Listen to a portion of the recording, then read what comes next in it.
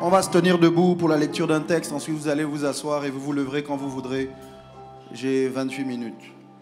Marc 1, on lira des versets 16 au verset 18.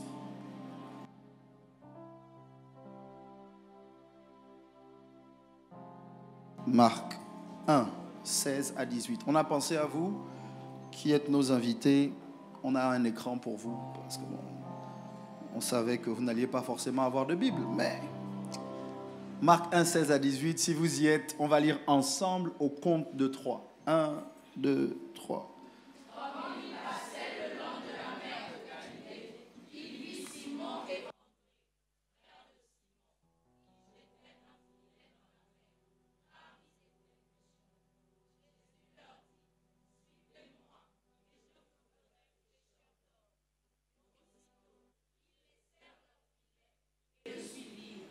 Amen. Père, donne clarté et précision à mes propos et je promets de te rendre la gloire au nom de Jésus. Amen. Prenez place. Merci, merci, merci. Extra, force 1, force 2, force 3. Si tu as un jeune à côté de toi, tape dans sa main, donne-lui 5. Give him high five. Donne-lui 5. Voilà. Si c'est un vieux, salue-le. Si c'est un jeune, tape dans sa main, il faut respecter la vieillesse et tout. Yeah. Nous avons quelques minutes ensemble et nous sommes à ce culte où normalement les cris ne sont pas restreints. C'est vraiment le culte où si tu veux sauter, tu sautes, tu veux tomber, tu tombes. Voilà, c'est le culte où les gens font des choses comme ça. C'est le culte où tu es libre, c'est le culte où tu peux. L'une des choses qui nous caractérise, c'est la liberté. La Bible dit, là où il y a l'Esprit du Seigneur, là, il y a la... Come on, là, il y a la... Ça veut dire que tu es libre. Tu es libre de te lever si à un moment tu sens que tu veux courir, t'agenouiller, pleurer, sauter, danser, rentrer en transe. Voilà. Tu es libre de respirer, tu es libre de faire des interjections comme celle-ci. Alléluia. Et donc, je veux vous parler courtement. Je n'ai pas réussi à trouver un thème qui me parlait... Mais si je devais résumer en un mot ce que je veux que tu retiennes, c'est l'appel. L'appel. Par exemple, si je prends mon téléphone et que je passe un appel, moi je suis celui qui appelle, mais il y a forcément quelqu'un de l'autre côté du combiné. Est-ce que ça va? Est-ce que ça va? Voilà. Si tu as un téléphone, sors ton téléphone, je veux juste être sûr que je m'adresse à la bonne génération. Tu as un téléphone? Ok. Je n'ai pas demandé s'il était smart ou si c'était un allô, si c'est un téléphone, c'est qu'il fonctionne. Vous allez suivre avec moi, on va prêcher. Ok. Alors, merci. La vie est faite d'appels. Le premier appel très souvent qu'on entend, c'est celui de nos parents. On grandit dans un environnement familial où certains... Par la grâce de Dieu, on a les deux parents, père, mère. D'autres, on perd nos parents très tôt à la jeunesse, à la naissance. D'autres ont grandi avec nos grands-parents, ont grandi dans une famille monoparentale. Mais la première voix qu'on entend est très souvent la voix qui est supposée nous guider et nous emmener à pouvoir faire nos premiers pas, à dire nos premiers mots. C'est cette voix qui fait que tu parles comme tu parles. Vous allez vous rendre compte que très souvent, si vous avez grandi dans la même maison que certaines personnes, votre façon de parler ressemble à la façon de parler des personnes de votre famille. Et bien plus que le discours, à un moment, le vestimentaire. Les premiers habits que tu portes ne sont pas ton choix. C'est le choix de tes parents ou le choix de ton grand frère, le choix de la personne qui t'élève. Vous êtes toujours là? Mais à un moment, alors qu'on grandit et que nos parents nous imposent, aidez-moi avec le son, nos parents nous imposent une façon de parler, une façon d'agir et même une façon de penser. Tôt ou tard, on est exposé à un autre appel, c'est celui de l'éducation de l'école. Et c'est à l'école où la plupart d'entre nous, on entend un maître, on entend un professeur qui soit nous inspire, soit fait qu'on n'aime pas sa matière.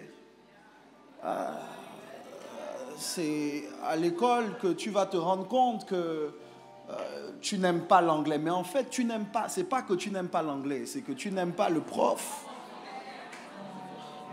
d'anglais. Puis, bon, je ne sais pas pour vous, mais pour moi, quand j'étais beaucoup plus jeune, quand tu voyais le prof arriver, si tu avais déjà calculé ton timing et tu sais que cette classe, tu n'y assistes pas, tu fais le choix d'abréger le cours. Okay. Tu sèches. Bon, certains, c'était les maths, la science physique, SVT, whatever. Et puis quand le prof n'est pas là, quand le prof n'arrive pas le jour-là, c'est-à-dire que c'est là où tu dis béni soit Dieu pour... En plus de la voix du professeur ou du maître, l'une des voix qu'on découvre ou l'un des appels qu'on entend lorsqu'on est à l'école, c'est l'appel des amis.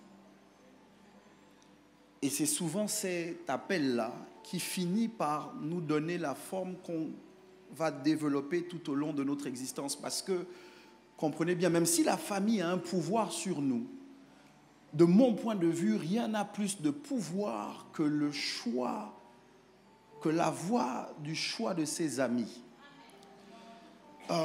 Je sais que tu ne vas pas vouloir le dire parce que la personne qui est à côté de toi n'est pas forcément ton ami, mais quand tu arrives à l'école et que tu es éduqué par ta mère ou par ton père ou par ton grand-père ou ta grand-mère, peu importe la personne avec laquelle tu as grandi, c'est à l'école que tu vas entendre un autre son de cloche, une autre voix, un autre appel.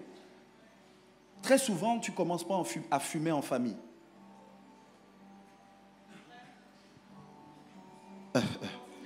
Très souvent, tu ne commences pas à fumer en famille. La première fois qu'on te propose une cigarette, c'est rarement ton père. Bien, tu as un daron qui est... Ok, la première fois qu'on te présente un verre d'alcool, c'est rarement ta mère. Et la première fois qu'on te propose autre chose que ce à quoi tu es habitué à la maison, au début, peut-être la voix de la maison fait que tu ne veux pas dire oui. Mais à un moment, il y a ce qu'on appelle peer pressure en anglais, la pression de la masse, la pression de la foule. Et cette pression fait que même si ce n'est pas la voix que tu connais, mais il y a quelque chose qui fait que tu as envie de faire partie de plus que de la famille. Tu veux appartenir à un groupe d'amis. Pourquoi? Parce que tu veux te définir. Tu ne veux pas simplement être le fils de ton père, la fille de ta mère, le petit frère ou la grande sœur. Tu veux appartenir à un groupe d'amis. Et donc, ce sont tes amis qui vont te dire, tu fais quoi après les cours? Et on a un truc, on a un after. Comment vous dites aujourd'hui? On a un chill. Un fouga. Un fouga, d'accord. Et donc après, quand finalement tu pars de l'école, on était habitué à te voir rentrer à l'heure, mais tu ne rentres plus à l'heure parce qu'il y a un chill, il y a un fouga. Okay? Après, et c'est autour de ça finalement que tu commences à apprendre à mentir.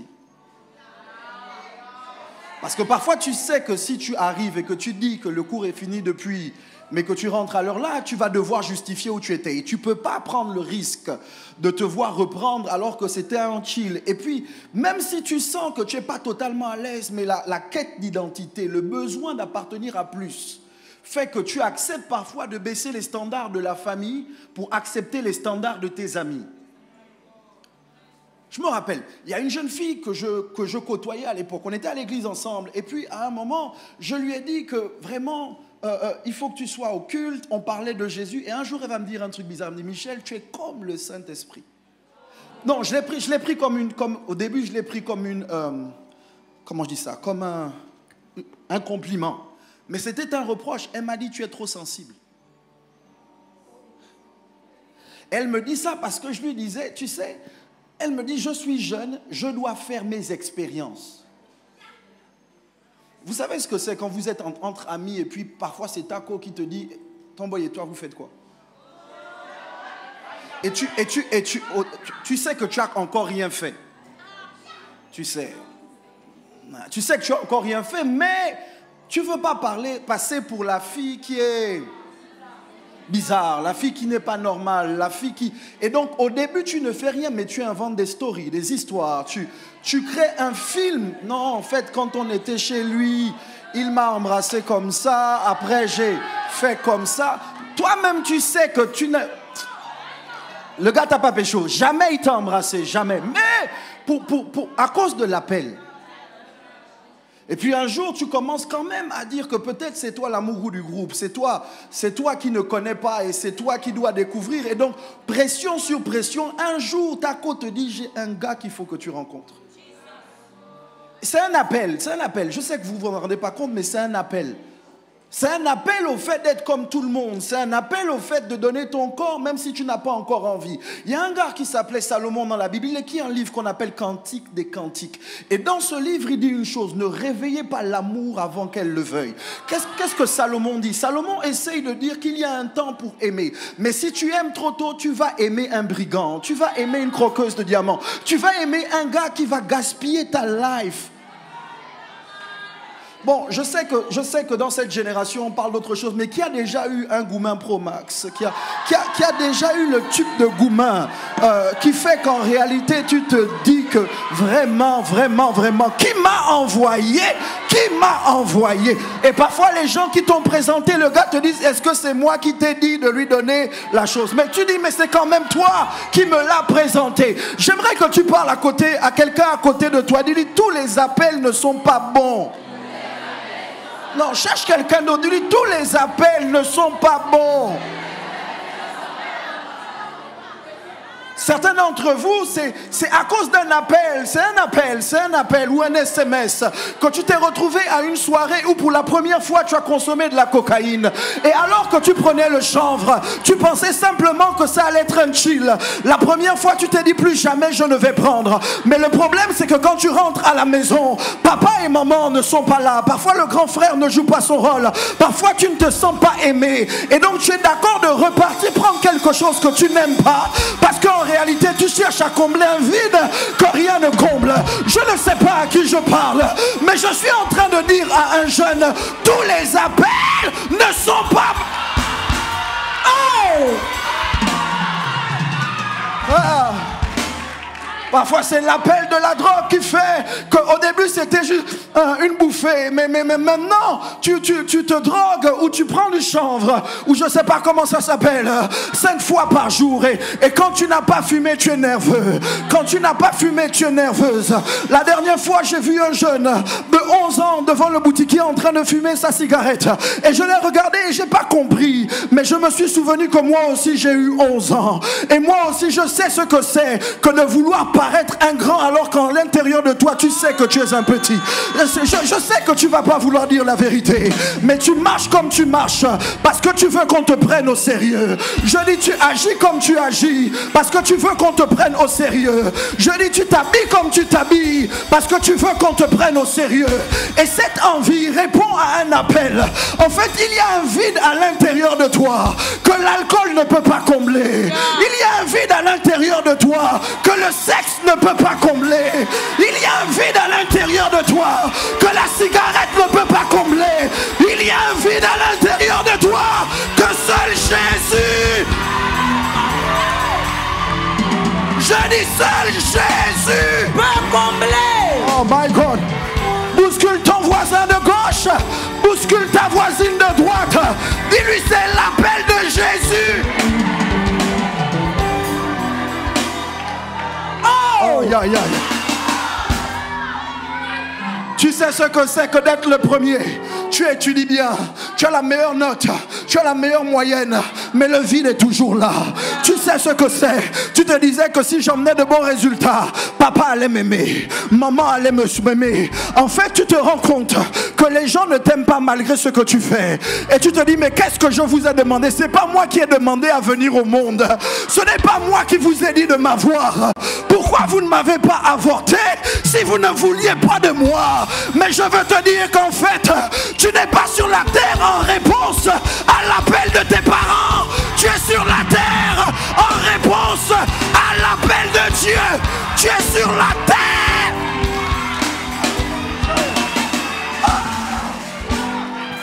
Bouscule 3 autres personnes. Dis-leur c'est l'appel de Dieu. C'est l'appel de Dieu. Ce que tu sens dans ton cœur, c'est l'appel de Dieu. L'envie de cigarette, c'est l'appel de Dieu. Tu dis que je dois me droguer, c'est l'appel de Dieu.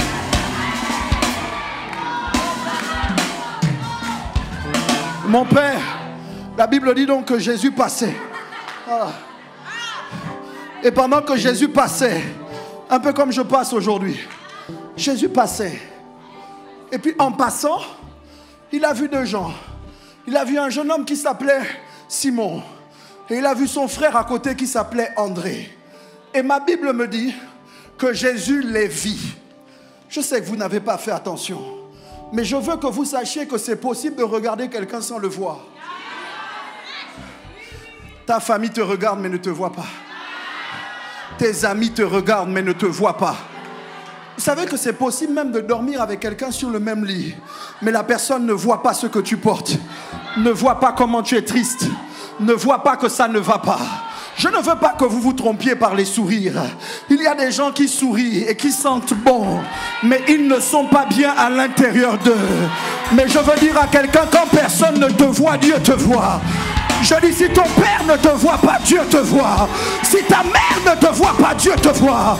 Si l'école ne te voit pas, Dieu te voit. Si le Gabon ne te voit pas, Dieu te voit. Aide-moi à prêcher ce matin à 5 personnes. Dis-leur, Dieu te voit. Prêche à 5 personnes. Si tu ne les as pas touchées, c'est que tu n'as pas prêché. Dis à 5 personnes, Dieu te voit.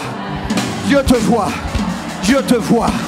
Dieu te voit, Dieu te voit, Dieu te voit, Dieu te voit.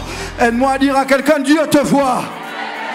Aide-moi à dire à quelqu'un, Dieu te voit. Aide-moi à dire à quelqu'un, Dieu te voit. Aide-moi à dire à quelqu'un d'autre, Dieu te voit. Aide-moi à dire une dernière personne, Dieu te voit. Maintenant quelqu'un va dire, mais évêque, si Dieu me voit, pourquoi ma vie ne change pas? Si Dieu me voit, pourquoi est-ce qu'on m'a abusé en famille? Je n'ai pas cherché le sexe, c'est le sexe qui est venu me chercher. C'est un grand frère, c'est un cousin, c'est un oncle, c'est quelqu'un. Je ne savais pas ce que c'était. Et c'est quelqu'un qui l'a mise dans mon corps. Je ne savais pas. Et pourquoi est-ce que si Dieu me voit, les choses sont si injustes? J'aimerais que tu saches qu'il n'y a pas que Dieu qui te voit. Si Dieu te voit, il y a quelqu'un d'autre qui te voit. Prenez place 30 secondes. Si Dieu te voit, il y a quelqu'un d'autre qui te voit. Et dont le projet est de détruire totalement ta vie. Totalement. Totalement. Il va passer par quelqu'un qui t'est proche. Il va passer par quelqu'un que tu considères. Mais on nous a dit, et je le crois, que les liens de la bénédiction sont plus forts que les liens de la malédiction. Qu'est-ce que tu dis, évêque? Je dis, Dieu est plus fort que le diable. Oh, ton voisin n'a pas dit amen et ça m'énerve. Je dis, Dieu est plus fort que le diable. Oh, Dieu est plus fort que les sorciers. Dites pousse et je pousse un peu. Non, tu ne m'as pas encouragé. Dis pousse et je pousse un peu. Ton voisin ne veut pas m'encourager, donc dis pousse et je pousse un peu. Dieu est plus fort que l'alcool. Dieu est plus fort que la drogue. Dieu est plus fort que le sida. Dieu est plus fort que le tabac. Dieu est plus fort que tout. Je dis Dieu est plus fort.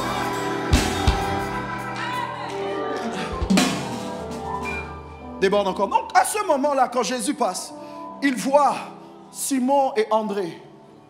Et chose bizarre, ils avaient entendu l'appel de leur père à la pêche.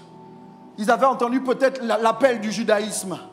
Ils ont peut-être entendu l'appel de leurs amis, mais pour la première fois dans leur vie, ils entendent l'appel d'un jeune homme. C'est un jeune homme, il doit avoir 30 ans à l'époque. Quand il marche, je pense qu'on ne peut pas forcément discerner qu'il est le Fils de Dieu. Parce que sa chevelure est comme la chevelure de tout le monde à l'époque. Parce que son vestimentaire est pareil que le vestimentaire de tout le monde à l'époque. Mais s'il y a quelque chose qui est différent au sujet de Jésus, c'est sa voix. J'ai envie de te dire que quand l'appel de Dieu, tu l'entends, même si tu veux faire comme si tu ne l'as pas entendu, l'appel de Dieu ne peut pas te laisser neutre. L'appel de Dieu ne peut pas te laisser dans le même état dans lequel l'appel t'a trouvé. En fait, je veux vous dire la vérité. Certains d'entre vous, ce n'est pas que vous n'avez pas entendu l'appel. C'est que vous n'étiez pas conscient que c'était l'appel de Dieu. Parce que c'est bizarre, l'appel de Dieu est capable de passer par un jeune homme de 22 ans. On est en 96, non 24 ans. Un jeune homme de 24 ans dans les rues de Port-Gentil. Et un autre jeune homme qui a 12 ans, non, qui a 14 ans, arrive dans une petite église. Et cet adolescent de 14 ans, quand il arrive dans l'église, c'est une petite église. À l'époque, on l'appelle tabernacle. Quand l'adolescent de 14 ans arrive dans l'église, il voit un autre. C'est un grand. Mais il voit quelqu'un qui est quand même jeune. Il ne connaît pas son âge, mais sauf qu'il le voit prêcher. Et jusqu'à ce jour, l'adolescent de 14 ans voulait être comme son père à la maison. Parce que c'est le seul appel qu'il avait entendu. Mais ce jour-là, dans l'église, cet ado de 14 ans voit quelqu'un d'autre. Et pendant que cet homme prêche, ce jeune homme prêche, l'ado de 14 ans comprend que je n'ai pas forcément à ressembler à mon père à la maison. J'ai un autre choix. Je peux devenir quelqu'un que mon père n'est pas. Je peux devenir quelqu'un que ma mère n'est pas. Je peux devenir quelqu'un que mes amis ne sont pas. Parce que quand bien même c'est l'appel de Dieu, cet appel passe par un être humain. Et donc à 14 ans, est-ce que je parle de moi? À 14 ans, je vois l'évêque général en train de prêcher. On ne l'appelle pas l'évêque général à l'époque, on l'appelle le RT. Et quand je le vois en train de prêcher, dans mon cœur, je sais que c'est ce que je veux faire pour le reste de ma vie. Je ne sais pas comment, je ne sais pas par où, mais une chose est sûre, pour la première fois, j'ai le sentiment que je peux devenir autre chose que ce que j'ai toujours été. Écoutez-moi bien. Le texte que j'ai lu avec vous ne veut rien dire si je n'arrive pas à le contextualiser à votre vie. Je me suis demandé, qu'est-ce qui fait que Simon et André vont quitter leur père, l'entreprise familiale, pour suivre un inconnu? L'appel. Mais ce que Jésus dit, c'est vraiment ça l'appel. L'appel, vous savez, quand le téléphone sonne, on dit c'est l'appel. Mais sauf que ce qui est le plus important, ce n'est pas que ton téléphone sonne. C'est qui t'appelle. Et qu'est-ce que la personne va te dire quand elle t'appelle? Vous savez qu'il y a des appels que vous ne décrochez pas parce que les gens n'ont rien de bon à vous dire. Comment? Ne fais pas comme si peut-être la personne est à côté de toi, mais regarde tout droit. Et puis tu sais qu'il y a des appels, tu ne décroches plus. Bon, aujourd'hui vous bloquez, on bloque. Aujourd'hui on bloque, tu bloques sur WhatsApp, tu bloques. Mais à une époque, il n'y avait pas blocage. Il y avait juste le fait d'ignorer. Donc tu ne décroches pas. Pourquoi? Parce qu'à chaque fois que la personne t'appelle, c'est jamais pour demander comment tu vas. C'est toujours pour te demander un service. Et ce jour-là, je suis en train d'atterrir. Et ce jour-là,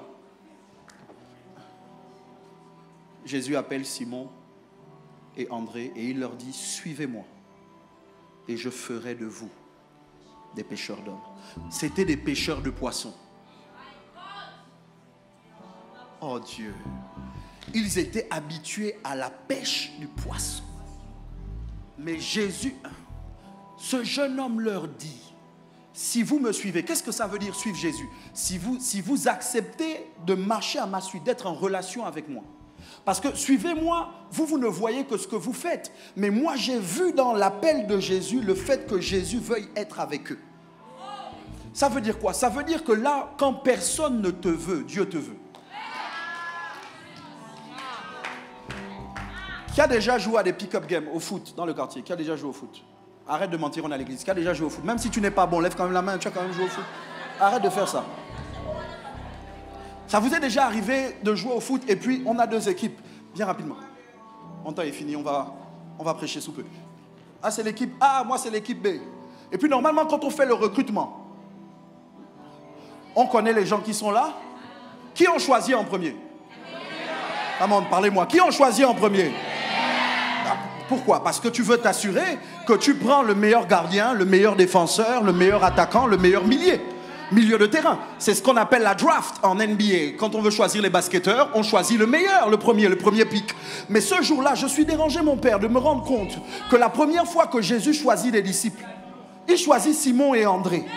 Ça veut dire que quand bien même ils ne sont considérés que comme des pêcheurs, ils sont pêcheurs dans la ville, pêcheurs pour leur père, mais Jésus voit qu'ils vont être les meilleurs de son équipe. Oh, tu ne m'entends pas. Ça veut dire que toi, tu te bats pour qu'un homme t'aime. Tu te bats pour qu'un gars à l'école te regarde. Tu te bats pour que la fille réponde à tes SMS. Tu te bats pour que ton père t'aime, pour que ta mère t'aime. Tu vas t'habiller n'importe comment. Tu vas faire descendre le pantalon, descendre la jupe.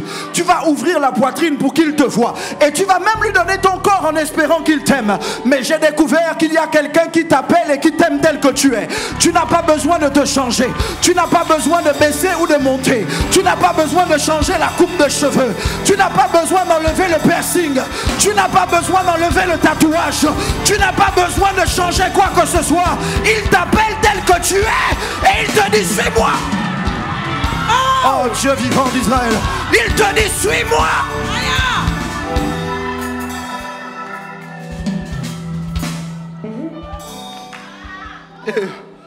Et là on va arrêter, on va prier. Dites pousse et je pousse. Ton voisin ne dit pas bien pousse, donc je ne vais pas pousser. Dis-lui pousse et je pousse.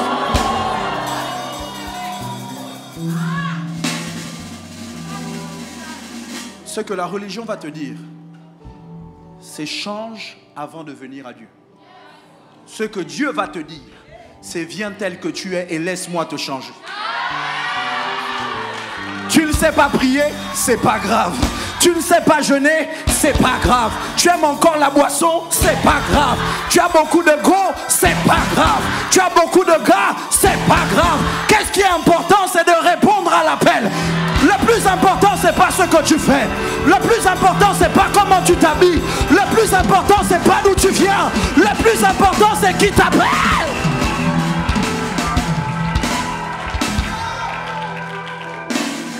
Et donc, suivez-moi et je ferai de vous des pêcheurs d'hommes. Ce que ça veut dire, c'est quoi?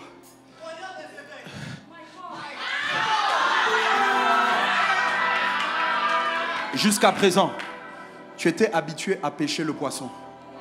Mais le potentiel qui est en toi, c'est de pêcher les hommes. Oh, purée de patates. Ton potentiel est plus grand que ce que tu penses. Et il y a quelqu'un qui est capable de le révéler. Mais pour ça, il te dit... Écoutez, quand...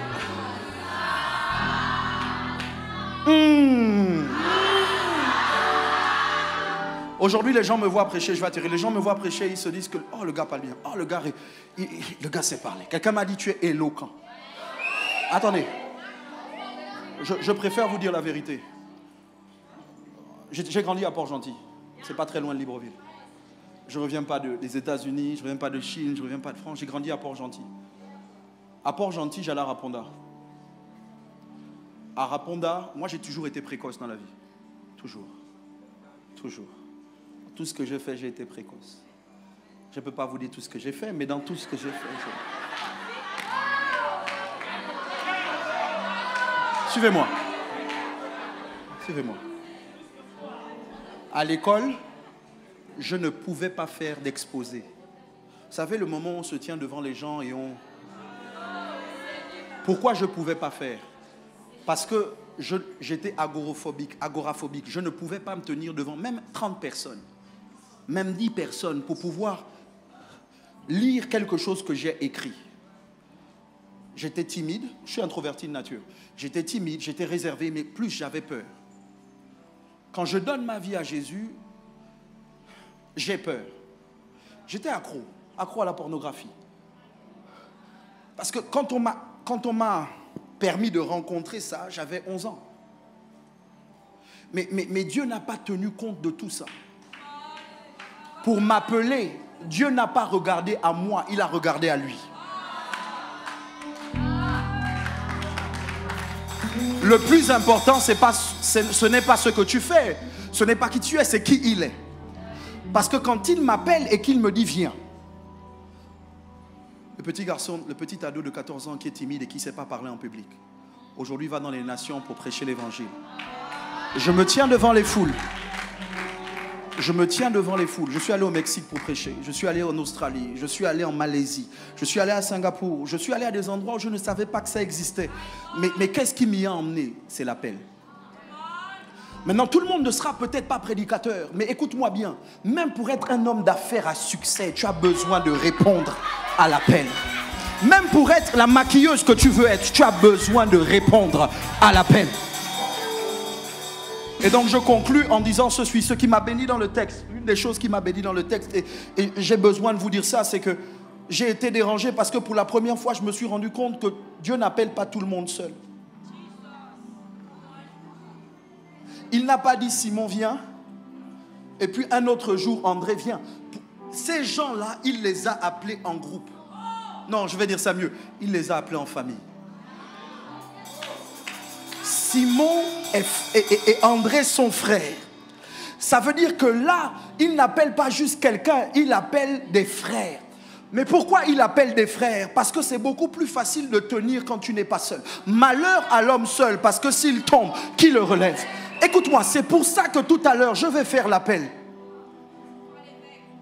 Et la vérité, c'est que tu es venu avec ton frère, avec ton ami, avec ton partenaire, avec ton combi, avec la fille qui connaît tous tes secrets et qui garde la bouche fermée, avec l'ami qui marche avec toi, qui est dans tes kungulu, qui est dans tes grooves, qui est dans tes vugas, qui est dans tes chill. Mais c'est un bon ami parce que vous savez, quelqu'un a dit le meilleur ami n'est pas celui qui vient te sortir de prison. Le meilleur ami, c'est celui qui est en prison avec toi et qui te dit waouh, c'était trop bien.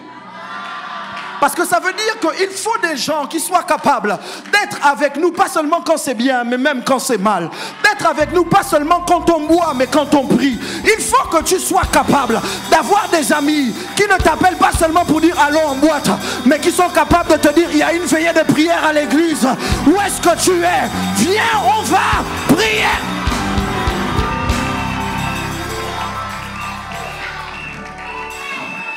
Touche 2, 3 personnes, dis-leur l'évêque parle de l'appel, il parle de l'appel, il parle de l'appel.